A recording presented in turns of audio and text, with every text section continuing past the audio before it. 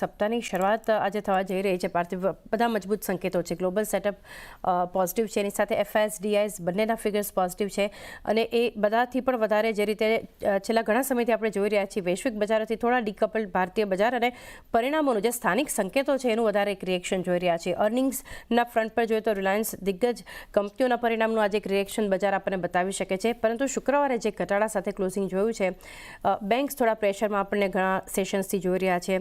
આ બધા સેટઅપ વચ્ચે કઈ રીતે તમે એક વ્યૂ રાખી રહ્યા છો ભારતીય બજાર પર? આપ સૌને વેરી ગુડ મોર્નિંગ. સી, ખાસ કરીને આઈ થિંક માર્કેટ્સમાં જે રીતની આપણે એક રિસન્ટ રેલી વિટનેસ કરી ફ્રોમ ધ લોઝ, ત્યારબાદ આઈ થિંક ફ્રાઇડેનું જે સેશન હતું એમાં ડેફિનેટલી ક્યાંક ને ક્યાંક going into the weekend I think માર્કેટ્સમાં સ્લાઇટ ચિંતાનો માહોલ હતો કે if the India Pakistan issue escalates તો એના સંદર્ભમાં I think it is better to go light on to positions. એટલે આપણે એક રિલીફ રેલી બાદ એક કરેક્શન જોયું.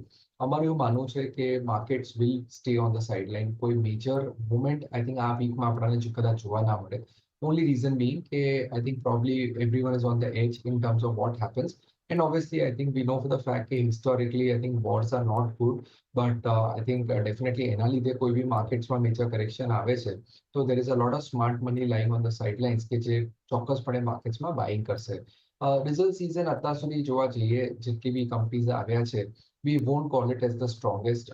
I think even Relianceનો જે આપણે રિઝલ્ટ જોયું, નો ડાઉટ આઈ થિંક ઘણી સ્ટેબિલિટી હતી નંબર્સમાં in terms of different verticals.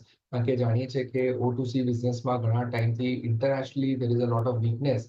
અને એ સંદર્ભમાં આઈ થિંક રિલાયન્સનું જે O2C બિઝનેસ છે ઘણું રેઝિલિયન્ટ કહેવાય. ઇટ હેઝ પરફોર્મ રિઝનેબલી વેલ. રિટેલમાં બી આપણે જોયું કે જે લોકોએ કોસ્ટ રેશનલાઇઝેશન કર્યા છે ત્યારબાદ આઈ થિંક નંબર્સમાં ઘણું ઇમ્પ્રુવમેન્ટ છે.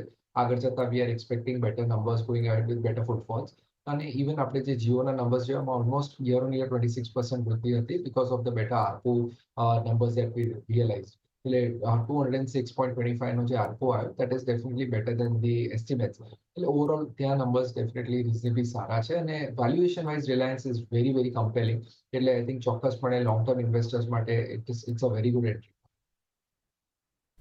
ઓવરઓલ એક વ્યૂ બજાર માટે અને સાથે રિલાયન્સ ઇન્ડસ્ટ્રીઝના જે નંબર્સ છે એના પર પણ પાર્થિવે એક વ્યૂ શેર કર્યો છે, એટલે ત્યાં આપણે ફોકસ રાખતા રહીશું. આ સિવાય